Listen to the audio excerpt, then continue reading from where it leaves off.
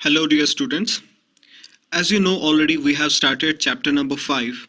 ये chapter number 5 आपके लिए आसान बनाने के लिए let me first of all tell you that इस chapter में हमें क्या क्या formulas के साथ deal करना पड़ेगा और कभी कभार आपको ये भी question आ सकता है कि बताइए AP जो है उसका standard form क्या है.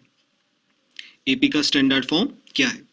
स्टैंडर्ड फॉर्म क्या होता है यानी कि क्वाड्रेटिक इक्वेशन जिस तरह क्वाड्रेटिक इक्वेशन का स्टैंडर्ड फॉर्म होता है ax square plus bx plus c equals to 0 जहां पे a b और c जो होते हैं वो रियल नंबर्स होते हैं. ठीक है ना, कांस्टेंट्स है, रियल नंबर्स इनकी जगह पे होंगे. ठीक है ना, और x यहाँ पे वेरिएबल है और x का हाईएस्ट पावर इक्वेशन में 2 होता है. तो जब भी इक्वेशन का हाईएस्ट पावर 2 होता है उसको हम क्वाड्रेटिक कहते हैं. तो ये कहलाई जाती है ये इक्वेशन क्वाड्रेटिक इक्वेशन की स्टैंडर्ड फॉर्म. इसी तरह आपसे पूछा जाएगा एपी का स्टैंडर्ड फॉर्म सपोज क्या है. एपी का स्टैंडर्ड फॉर्म है कि पहली टर्म ए होती है, दूसरी टर्म कैसे बनती है जब हम ए को क्या करेंगे प्लस डी, थर्ड टर्म बराबर होती है ए प्लस 2d, फोर्थ टर्म बराबर होती है ए प्लस 3d, फिफ्थ टर्म बराबर होती है a प्लस 4d. आप एक चीज नोटिस कीजिए, अगर मैं आपसे कहूं 50th टर्म निकाल के दीजिए मुझे, तो जो टर्म निकालनी है d के सामने वही उससे एक नंबर कम रखना है. देखिए 50th टर्म a50 बराबर होगा a प्लस 49d. अगर मुझे 100th टर्म निकालनी है तो मैं लिखूंगा a 100th is equal to a plus 99d. Got it? इसी तरह अगर मुझे 12th टर्म निकालनी है तो मैं लिखूंगा a12 is equal to a plus 11d. So I hope this is clear to you. Got it? So ये माना जाता है AP का स्टैंडर्ड फॉर्म. तो पहली टर्म a, फिर a plus d, फिर a plus 2d, फिर a plus 3d, फिर a plus 4d, so on. Got it? अब इस AP के चैप्टर में जिन जिन फॉर्मूलाज को जिनके साथ हमें डील करना है, जो फॉर्मूलाज हमें यूज करनी है वो क्या क्या है. देखो, अगर मैं यहाँ पे एक AP को लिख रहा हूँ, जैसे मैं एक AP लिख रहा हूँ 3 के बाद उसको मैं प्लस कर रहा हूँ और 5 बन रहा है वो 8 को प्लस कर रहा हूँ 5, 9, 10, 11, 12, 13 बन रहा है, 13 को 5 कर रहा हूँ प्लस तो बन रहा है 18 को 5 कर रहा हूँ प्लस तो बन रहा है 23. ठीक है ना. तो इस AP के बारे में आपको क्या क्या इन्फॉर्मेशन मिल सकती है. आपके पास पहले ही पता है कि पहली टर्म जो है वो यहाँ पे 3 है. उसके बाद सेकेंड टर्म से जब आप फर्स्ट टर्म माइनस करोगे यानी 8 से 3 माइनस करोगे तो पता चलेगा कि d आपका 5 है. वही d जितना a2 माइनस a1 का होगा उतना ही a3 माइनस a2 का होगा, उतना ही a4 माइनस a3 का होगा और उतना ही a5 माइनस a4 का होगा, क्योंकि d हर जगह सेम होता है. ठीक है. और जो इस AP की लास्ट टर्म होती है, लास्ट टर्म, उस लास्ट टर्म को डिनोट किया जाता है an से. an, जहां पे n का मतलब कि ये जो टर्म है लास्ट ये किस पोजीशन पे आती है. जैसे इस AP में टोटल 5 टर्म्स है, तो इसलिए मैं यहां पे लिख सकता हूं कि ये जो an है ये a5th है.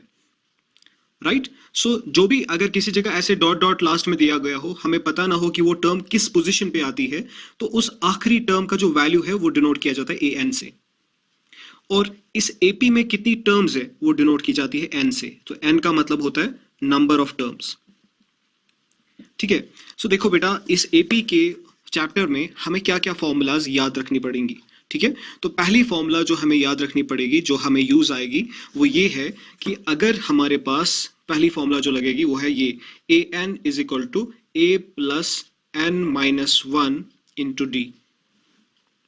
an का मतलब जो आखिरी टर्म है, लास्ट टर्म, उसका value of last term. Okay. a का मतलब क्या होता है, पहली टर्म, फर्स्ट टर्म. n का मतलब क्या होता है कि उस फॉर्मूला में या उस लिस्ट ऑफ नंबर्स में कितनी टर्म्स है, 10 है, 12 है, वो n का वैल्यू बनेगा. और d आपको पता है, d का मतलब क्या होता है, common difference. Got it. So पहली फॉर्मूला जो हमें AP में काम आती है वो ये है, first formula an is equal to a plus n minus 1 into d. ये पहली फॉर्मूला है, याद रखो. दूसरी फॉर्मूला, अगर हमें बोला जाए कि यहां इतनी टर्म्स है, इतनी टर्म्स, तो हमें अगर बोला जाए इन सारी टर्म्स का सम करना है.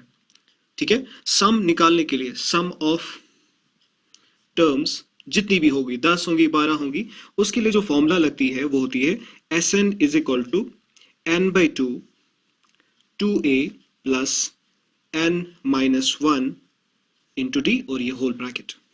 ठीक है. Sn का मतलब होता है जितनी भी टर्म्स हमारे पास है, चाहे वो 10 है, 12 है, उनका सम, उसका वैल्यू. ठीक है. और n आपको पता है कितनी टर्म्स होंगी, ए का मतलब फर्स्ट टर्म, उसको 2 से मल्टीप्लाई करना है, यहाँ पे फिर से एन का वैल्यू और यहाँ पे डी का वैल्यू। Got it? तो इस फॉर्मूला को हम एक और अल्टरनेटिव तरीका हम देखते हैं इसका, कि अगर हमें कोई अर्थमेटिक ऐसे दिया हुआ है जहां पे हमें n/2 a plus A N, ठीक है।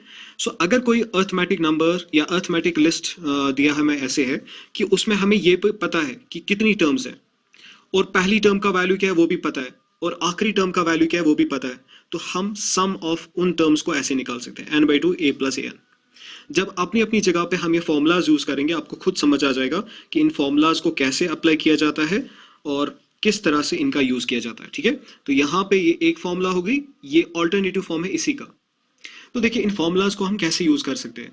फॉर एग्जाम्पल यहाँ पे आप देख रहे हो 4 चीजें हैं, एक ए एन है और ए है, तीसरा एन है और डी है। अगर इन 4 चीजों में कोई भी तीन पता है तो हम चौथा आसानी से निकाल सकते हैं ना, है कि नहीं। जैसे हमें पता है कि अगर किसी गाड़ी वाले ने 400 किलोमीटर्स ट्रैवल किए, let us suppose distance is equal to 400 kilometres, okay. हमें पता नहीं है स्पीड कितनी है, किस रफ्तार से वो चल रहा था, लेकिन इतना पता है कि उसने ये डिस्टेंस कवर की 2 घंटे में, 2 आवर्स में, ठीक है। अगर हमें बोला जाए स्पीड निकालिए, तो हमें पता होता है कि स्पीड की फॉर्मूला जो है वो बराबर है डिस्टेंस अपॉन टाइम। तो आप देखिए इस फॉर्मूला में 3 वैल्यूज आते हैं, स्पीड, डिस्टेंस और टाइम। तो ये फॉर्मूला तब अप्लाई होती है ना जब तीनों में से कोई भी 2 पता हो, कोई भी 2, और हमें यहाँ पे डिस्टेंस और टाइम पता है। तो मैं 400 किलोमीटर को अगर 2 से डिवाइड कर दूं, 2 2 जा 4, 2 0 जा 2 0 जा, दैट मीन्स उस इंसान क्या उस गाड़ी की जो स्पीड होगी वो होगी 200 kilometres per hour. That can of course be any vehicle, 200 kilometres per hour. Got it? So कहने का मतलब मेरा ये है कि अगर इसी तरह यहाँ पे 4 चीजें हैं, ए एन, ए एन और डी, चारों में से कोई भी 3 अगर पता है हम ये फॉर्मूला लगा सकते हैं। सेम केस ऐसे यहाँ पे अप्लाई होगा। यहाँ पे एक है एस एन, दूसरा एन है, तीसरा ए है और चौथा डी है। तो इन चारों में भी कोई भी एक पता होगा, तो हम कोई भी 3 पता होने चाहिए, तो हम चौथे को आसानी से निकाल सकते हैं। इसी तरह इस फॉर्मूला को भी यूज करने के लिए एन, ए और ए एन पता होना चाहिए, आप ऐसे निकाल सकते हो। Got it?